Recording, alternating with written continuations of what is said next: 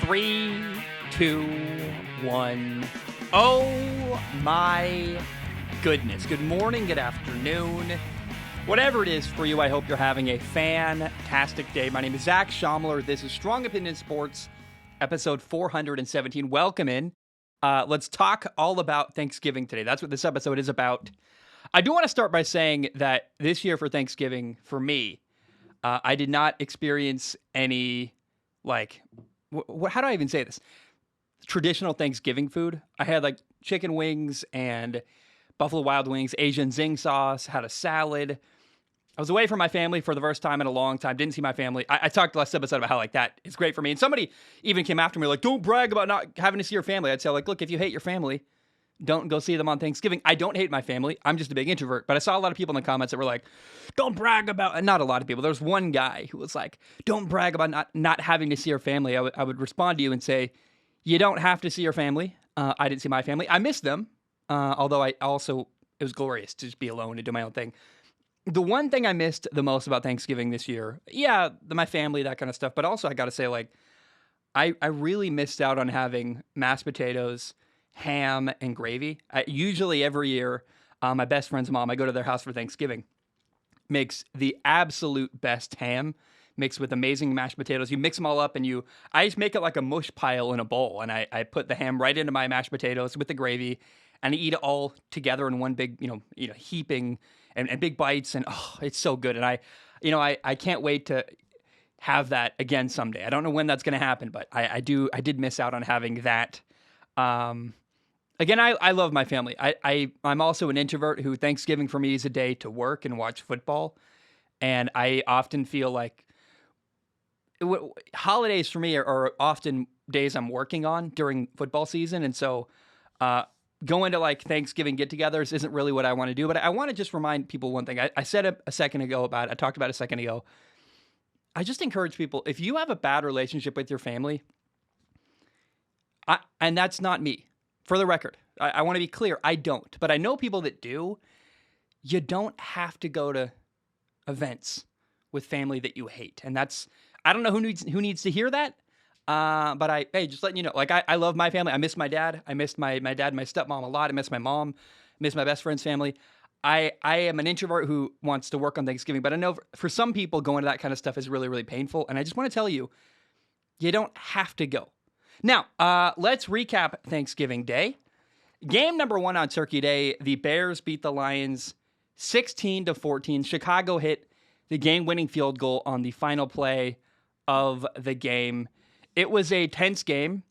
I picked the Chicago Bears to win. And for me, I don't normally do predictions, and I got, a video got sponsored, so I made predictions for Thanksgiving. It was me against a turkey, and I think part of why I don't make predictions is because it really does change the way you watch a game.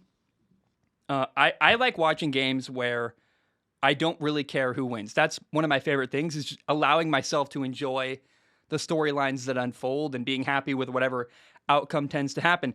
But because I picked Chicago, I found myself I don't want to lose to a turkey, right? How embarrassing would that be if a turkey made better predictions than I did?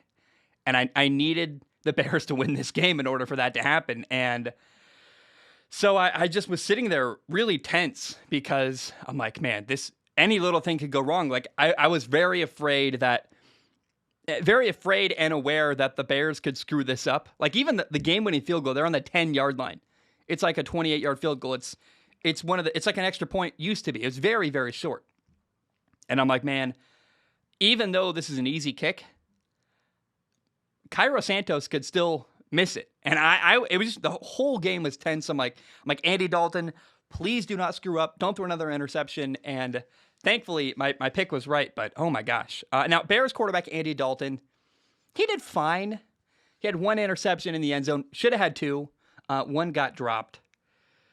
I don't know. Watching Andy Dalton, it's the first time. I mean, he's played a couple times this year, but I just had a couple thoughts. I'm curious where Andy Dalton goes next year. Is he a starter next year in the NFL? Could he go to New York with the Giants? Could he go to Pittsburgh? Maybe Cleveland? I don't know. He's not a terrible decision maker. I thought he forced a couple throws in the end zone. Was lucky one of them got dropped. But the thing that stands out when you watch Andy Dalton the most, by a mile, the dude has such a weak arm. I mean, it's hard to watch because the ball just dies on him. Like he just does not drive the ball downfield very well. And I don't mean he can't throw the ball a long way. I mean, like when he throws a deep out route, the ball just kind of dies towards the end of it. And it's what it is bad mechanics. His mechanics are not great. It's crazy the contrast between Andy Dalton, the Bears quarterback, and Lions quarterback Jared Goff. Now, Lions quarterback Jared Goff played pretty well. He was 21 for 25 passing at 171 yards, 2 touchdowns, no interceptions. He did have a fumble, and Jared Goff, the dude turns over the ball way too much. He's had 11 turnovers and only played in 10 games this year, which is just, I don't know. Jared Goff is one of the most frustrating quarterbacks to watch in the entire NFL because he's so capable. Like, especially when you compare him head-to-head in a game to Andy Dalton. Jared Goff has a really strong arm. He throws a beautiful ball. He's highly capable. But he also really struggles to avoid critical mistakes. It's always a fumble here, an interception there. And I want to say, like, so that's my general take on Jared Goff, is that I think that too often he's got a costly turnover here and there. I actually thought in this game on Thanksgiving, he played pretty well. Like, I think he did well enough to win. I mean, I'd love to see him not fumble the ball, but if he could play more like the way he played on Thanksgiving, I'd like that. He had a long touchdown pass.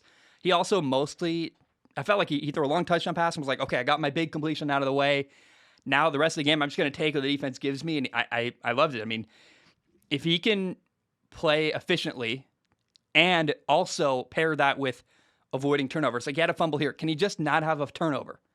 And if he can play that way every week, I will champion Jared Goff. He's not a hopeless quarterback. Like, looks like the Lions are going to be stuck with him for a while, and if he can just clean up the small parts of his game, like he has some hope. I mean, it's not completely, the word is hopeless. Like Jared Goff has some promise, and if he can figure out the little stuff, he's not horrible and could be the franchise quarterback in Detroit, and we'll see if that is indeed what the Lions end up making and deciding this offseason. I think they're going to stick with Jared Goff this year and draft another player to help them. Now, the Lions as a team, I like the Lions head coach, Dan Campbell. I'm rooting for him. I want to see him do well. I want to see Dan Campbell turn around the Detroit Lions, but he's got a lot of work to do. There's a lot of stuff that I saw on Thursday during Thanksgiving. The Lions had 10 penalties in this game. It was bad. They had a 3rd and 32 situation, 3rd down with 32 yards to go 2 different times in this game. Like, how does that happen twice in one game? I don't know. And then the worst thing that happened for Detroit in this game, the Bears had the ball 3rd and 9 on the 16-yard line with 1 minute and 54 seconds left. And the Bears were down 13-14. And I'm thinking, man, okay, you got to get a stop here. The Bears are going to kick a field goal, but if you can stop the Bears, hold them to a field goal here, the Lions are actually in good shape. They get the ball with like 1:30 left maybe, and have an opportunity to drive down the field and kick the game-winning field goal. That's what I'm thinking watching. It's 3rd and 9. It's a great spot for the Lions defense to be in. And then the Lions called 2 timeouts in a row, and that's a big error. You can't do that. So the Lions got called for a delay of game penalty. That made 3rd and 9 into 3rd and 4 on the 11-yard line. And then on that 3rd and 4 play, the Lions played really, really soft coverage. I mean, they were sitting like 10 yards off of the receivers. Nobody was covering the flat. And I don't know why they played crazy soft coverage, but Andy Dalton easily threw for a 1st down. And then the Bears ran out the clock and kicked the game-winning field goal, won the game 16-14. And I just don't understand what's happening there. Like, that's terrible, terrible coaching all around by the Lions. You can't call 2 timeouts back-to-back in the same sequence. That's a penalty. Why are you playing such soft coverage, basically handing the Bears a 1st down on 3rd and 4 with 1:54 left? I mean, you give the Bears a 1st down, and then they run out the clock, win the game. I mean, it's so frustrating. Like, it's the second time this year that The Lions have, it's the third time. It's the third time the Lions have lost a game this year because of a game-winning field goal. And the Lions are now 0-10-1. They haven't won a game. It's been a grueling, brutal year. I mean, the Lions keep finding different ways to lose games. And at this point, if you're a Lions fan, you're probably actually rooting for your team to keep losing because you want the number one overall pick. And it's tough. It's really tough. I mean, unfortunately, knowing the Lions and given how, I mean, they've been close to winning games a lot of times this year. I mean, they led the Packers at halftime. It's not like the Lions are not, I think, as bad as the record would suggest. And I think now the year is going to become about getting a number one overall pick, and the Lions are going to screw that up as well. Like, they're not even capable of failing at a high enough level to get the number one pick. I hope they do. I don't think they will. Big win for the Bears, by the way. We heard rumors all week that the Bears were going to fire their head coach, Matt Nagy. So I was actually happy he won. The guy, it's brutal. I mean, they were at his son's high school football game chanting "Fire Nagy." I mean, my heart goes out. I don't think he's a great coach. I think he's made a lot of mistakes, but given the week he had, I was happy to see Matt Nagy win a football game this week. I was like, oh, thank God for him. Now, the final note I want to say about this Lions game, Big Sean did the halftime show. And if you look at my face, I guess I'm scowling. It's just, I felt so bad for Big Sean on Turkey Day. I thought he actually performed well. I'm not a fan of the guy. I don't care for his music. Got nothing against him. I couldn't even tell you what one Big Sean song was. Apparently he's from Detroit. He grew up there. I mean, it's his home city. And the stadium, like, again, I didn't think he sounded bad or anything. Like, I just was like, I'm apathetic. I don't know the guy. But the stadium in Detroit, his home city, by the way, again, they were not into it, like, at all. It was dead silent. It was super awkward. It's a rough moment. I mean, can you imagine performing in front of a stadium that's dead silent and not into it at all? I mean, did Big Sean technically bomb? I think you have to, like, actually be bad and not have an audience get into it at all. But that's a rough crowd. I just want to say I felt bad for Big Sean watching on TV. I'm like, man, people are giving him the side eye. People are, like, not into it, not cheering, nothing. He was like, "What's up, Detroit?" And they just didn't even, nothing. You're like, oh, poor dude. I felt horrible for Big Sean during the halftime show of the Lions and Bears game. Anyone, why does my voice keep doing that? It just cracks. Like, trying to drink water. It's so dry in this room. I don't know what to do about that. Here's the thing. I live here in a tropical area, and I don't want to use a humidifier because then you get mold, like, really easily. But it is so dry in this room. I feel like there's not a good option of what to do. Okay, game number 2, the Raiders beat the Dallas Cowboys 36-33 in overtime.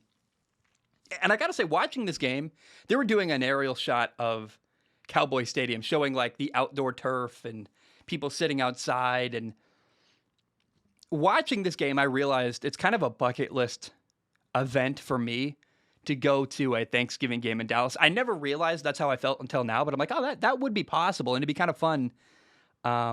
It's an event that happens every year. It's a very doable goal, and I don't know if maybe I go some year and sit in the nosebleeds and watch, or maybe I don't even go inside. Maybe just tailgate outside, and there's, like, a park where they got TVs. Like, I don't know, but I think it'd be really fun to go to a Cowboys Thanksgiving Day game. It feels like a fun event to go to. I got a couple things to say. Number one, the Raiders live and die by their quarterback, Derek Carr. The Raiders are 6-0 when Derek Carr throws for 300 yards or more. And when he doesn't, they're 0-5. They're 6-5 right now. Again, it's kind of like Steph Curry in the 3-ball. When Steph Curry isn't hitting a 3-ball, it's not good for him. When Derek Carr doesn't throw for 300 yards, it's not good for the Raiders. Now, luckily, Derek Carr in this game threw for 373 yards. The Raiders did win in overtime, kept that. I mean, like, if they lose the game, that stat would be useless. But I just think that my thought from that is that, to me, the two most underappreciated quarterbacks in the entire NFL are Derek Carr and Vikings quarterback Kirk Cousins. Derek Carr, like, Kirk has got 21 touchdowns and 2 interceptions this year. And then Derek Carr is playing phenomenal football. And I just think doesn't get any respect. Like, there are still people that are like, fire Derek Carr, he's terrible. I'm like, have you watched him play at all? He's playing fantastic football. And now for Dallas, the number one thing that killed the Cowboys in this game was that corner Anthony Brown got called for pass interference 4 times in this game. 4 times. One of them was in overtime. It was 3rd and 18 for the Raiders, and they were not in field goal range. PI gave them a 33-yard gain, put them in field goal range. They kicked the game-winning field goal. But Anthony Brown in this game had a horrible day. Just an all-time bad day for him. Probably the worst game of his career. Just giving up costly penalty after costly penalty. The Cowboys gave up 166 yards of penalties. A lot of those are because of Anthony Brown just giving up massive chunks of yardage on defensive pass interference calls. Now, the Cowboys were missing 2 of their top receivers, Amari Cooper and CeeDee Lamb. I don't know how much you can look at this game and hold it against Dallas. They were not at full strength. However, still, when you look at Dallas right now, you realize, hey, the Cowboys have lost 3 of their last 4 games. It's a little bit concerning. I would say right now the Cowboys are a team that has a shot to win a Super Bowl. They're definitely a playoff team when you look at their division. But I would not call them a Super Bowl favorite. They're a good team. There are far better teams throughout the NFL. But look at the rest of the schedule for the Cowboys. It's a light schedule remaining. They play the Saints. They play Washington twice. They play the Giants, the Eagles. They play the Cardinals. They probably lose to Arizona, although knowing how the NFL works this year, they'll probably lose to Washington both times and beat Arizona because you can't predict anything. But Dallas is 7-4 right now, and I look at where they're headed and think that we could see the Cowboys finish easily 12-5 or 11-6 based on the remaining schedule if they can stay healthy. I mean, I think that I just was dead wrong about the Cowboys. They are a really good football team and easily a playoff team. And this game was fun to watch, by the way. Dallas made it a game. I mean, it was the Raiders were kind of pulling away, and Dallas scored 14 points in the fourth quarter. It wasn't 2 touchdowns. It was actually 2 field goals and a touchdown with a 2-point conversion. And they had that 2-point conversion to tie the game up 30-30. It was a great play call, by the way, on the goal line to kind of a rub concept, get receiver wide open in the flat. This was probably the best Thanksgiving Day game, just back and forth. Cowboys, Dak threw for 375 yards. Shout out to Dallas. I just want to see them at full strength because I know their offense is capable of even more. And I was disappointed to not see. I mean, I know why Amari Cooper and CeeDee Lamb weren't playing. CeeDee Lamb's got a concussion, and Amari Cooper's got dealing with COVID stuff. So I want to see what Dallas can do because they are a team that, again, not a Super Bowl favorite, but they could. I mean, they took Tampa to the wire to start the year. They can play with anybody, I'm convinced. And if they have a couple of good games in a row, the Cowboys could very easily be in LA in February playing in the Super Bowl. I also want to say rookie linebacker Micah Parsons for Dallas is he's amazing. He's scary good. I mean, he was getting pressure constantly on Derek Carr. He did get a sack. And I love watching Micah Parsons. He's such an awesome linebacker, and what a great draft pick by them in Dallas. Okay, game number 3 on Thanksgiving, the Bills at New Orleans. It was awful. This was not a good game.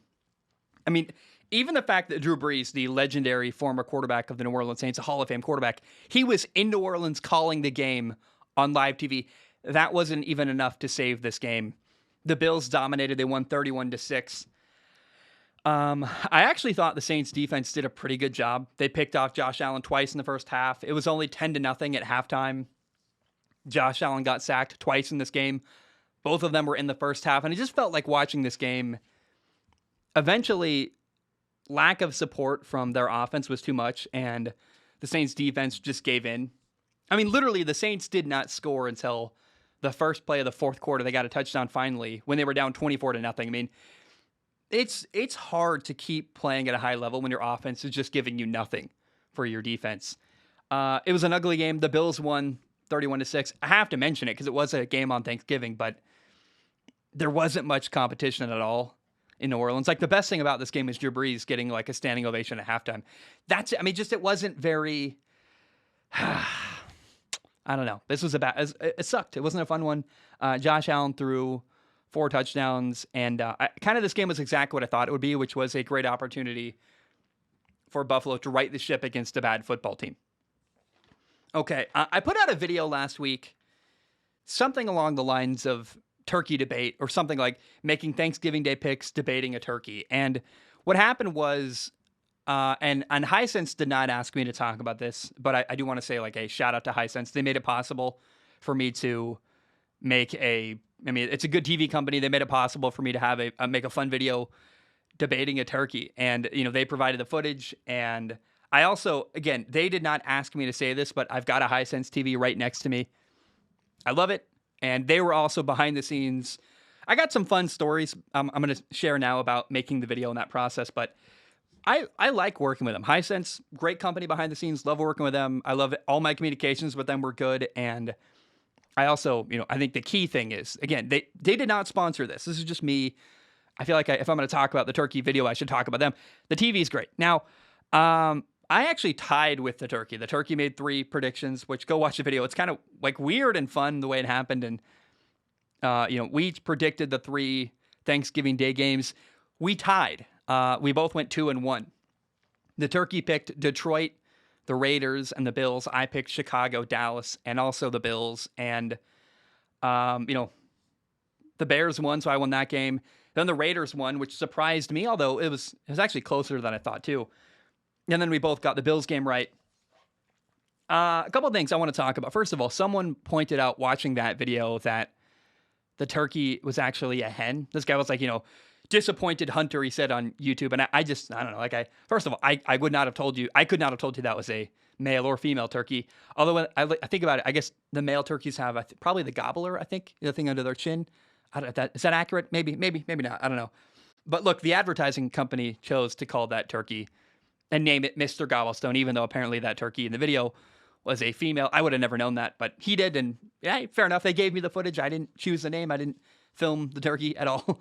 It also was kind of weird. They gave me, like, blue screen footage, and they didn't put anything on the blue screen, and I don't know why they didn't do that, although looking back, like, maybe I should have put something on the blue screen. I didn't think about it till I put up the video, and then I was like, I guess I totally could have put, like, some kind of football stadium or something in the background. I don't know. It's like my only regret here was I supposed to put, because I saw other people make videos for them who they put a background on, and I actually, for some reason, just thought they were going to do that, and they didn't. And so I don't know. I couldn't tell you. I realized that now. I'm like, I totally could have put something in the background of their blue screen video. I don't know. I did my best, and I hope it was fun. It's also kind of weird. Here's the behind the scenes thing so I didn't need to tie with the turkey.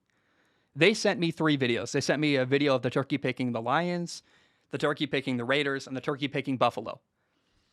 And I wish they'd given me 6 different videos. 6, I hold up 8. 6 different videos, because I could have shown the videos of the turkey just being opposite to whatever I picked. Like, I'm not going to compromise my predictions to fit alongside a turkey. Like, the turkey can change its mind. I'm not going to change my mind.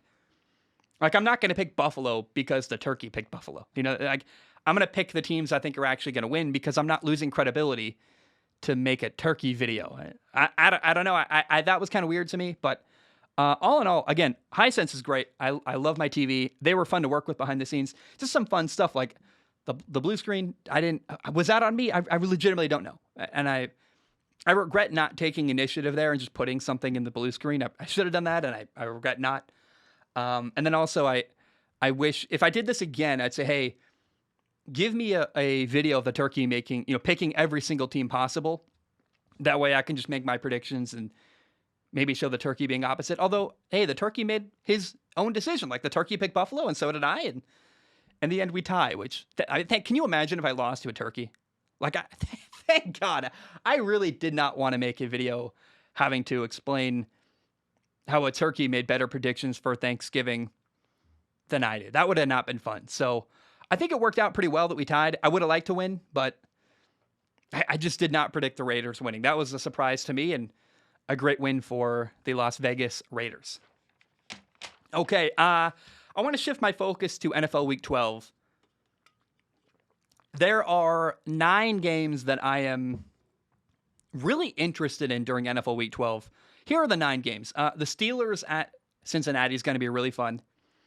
Joe Burrow versus Big Ben, a division matchup. Both teams are fighting to stay in the playoff hunt. Game number 2, the Buccaneers at the Colts. It's a great opportunity for Indianapolis. The Colts they're on Hard Knocks, and I'm realizing now I forgot to react to Hard Knocks this week, didn't I? Did I not? I don't remember. I don't think I did. That sucks. I forgot about that. I should have. Well, I can do that maybe tomorrow. I don't know. So the Colts have a great opportunity here, though, to beat the Tampa Bay Buccaneers, and I think that would be awesome. Like they again, the Colts need this win a lot more than Tampa does, and I find myself rooting for Indy. I really want to see them make a playoff push and right the ship and end their season on a high note. Maybe even make the playoffs. That'd be awesome. So I find myself rooting for the Colts here. Game number 3, you have the Panthers at Miami. That's Cam Newton, a quarterback I like and am invested in, against Tua, a quarterback I like and am invested in. It's just going to be a fun matchup to talk about and watch. And, Tua has been building off of performances. He's getting better and better, I think, every time I watch him recently, and that'd be cool. Also, Cam is trying to secure the starting job. They're both actually, both quarterbacks, Cam and Tua, are in similar situations where they're trying to play well so they can be the starting quarterback of their team next year as well. So that's cool and interesting, although maybe Tua's done. I mean, maybe Tua, they're just going to trade for Deshaun Watson, and it's very possible that everything Tua does from here on out is just to help raise his trade value. I don't know, but that's possible. Game number 4, we've got Tennessee at the Patriots.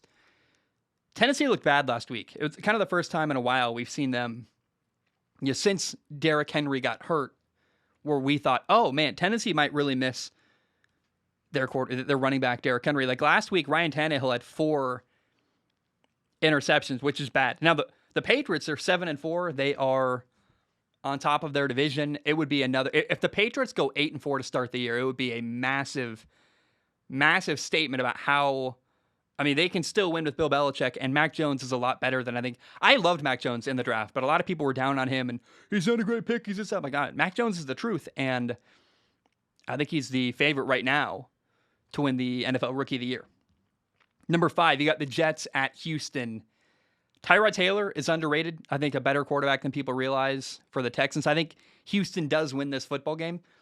But the story of the game is Jets rookie quarterback Zach Wilson back from an injury. He's a number 2 overall pick. He is trying to show why. What made him so good that he was drafted as the number 2 pick in the NFL draft. So keep your eye on the Jets and the rookie quarterback, Zach Wilson, in this game. He's been out for 4 weeks. Usually, when you take that much time off and you watch another person run your offense, it actually does help you because you get another perspective where you go, I see what this guy's doing. I see why decisions are being made. Sometimes another perspective, watching another person run your offense, can actually help you be better when you do come back. So, especially for a young quarterback. So, keep your eye on that. Zach Wilson might be good, actually, against Houston this week during NFL Week 12. Number 6, you got the Rams at Green Bay, the Packers. The Rams are coming off of a bye week, which hopefully helped them get all on the same page. Odell Beckham Jr. is going to play. Remember, last time we saw the Rams, they got dominated by the 49ers. So to see the Rams bounce back would be huge. And I'm curious, they've now had 2 weeks to work with Odell and figure things out with him. So I want to see how they will do with Odell Beckham Jr. this week on the road at Green Bay. I think in the cold. I would imagine it's cold. And let me double check. I think this game is a home game for the Packers, but I want to make sure I'm right. Rams, Packers. The game is, it's at Green Bay. That's what I thought. Packers are 8-3, trying to avoid going 8-4. A 9-3 start for Green Bay. What a statement that would be. Okay, game number 7. The Vikings at the 49ers. Both teams are 5-5. I don't know. I don't really care who wins, but it would be a huge win for the Vikings to go 6-5 right now.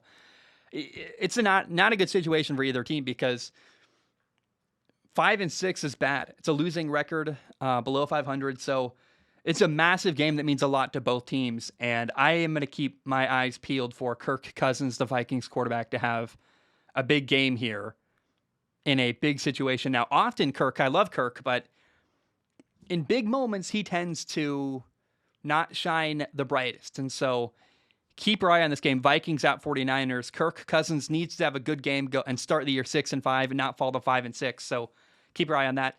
Number 8, Sunday Night Football. You got the Browns at the Ravens. Baker Mayfield, the quarterback of the Browns, has been bad all year. And just not been great. And so it's a huge game for the Browns to try to look, they're last in their division. It's been a bad year. And so beating the Ravens would be a massive deal for Cleveland right now. Number 9, Monday Night Football, a game I don't really care about other than to say that it's Seattle at Washington, which is kind of funny because Seattle, Washington, it's the two Washington teams playing each other. They're both bad. So why does this have to be the Monday night game? Kind of sucks actually. But I will watch it. It's a primetime game. I will watch it and talk about it, but I'm not that excited. I would think Seattle will win, but Seattle's been horrible. In spite of the fact they have Russell Wilson at quarterback, they've just not been good, so I don't know what to tell you. But these are the 9 most interesting games I find for the rest of NFL Week 12. Cam versus Tua is going to be huge. Zach Wilson's back. That'll be fun. Rams-Packers will hopefully be interesting. I think Kirk Cousins, you got to keep your eye on him. Can Indy win another game? They're on a winning streak right now. Can they win at home against Tampa? A lot of great games this weekend. Titans at Patriots is going to be awesome. It's going to be a fantastic weekend of football. It's like the biggest weekend of football of the year. We got Thanksgiving. We got rivalry weekend in college football. The NFL is putting out a bunch of good matchups. So it's going to be a fantastic, fantastic weekend of football ahead for us. All right, guys. My name is Zach Schaumler. Hope you have a great day. I love you. I appreciate you. And bam, we are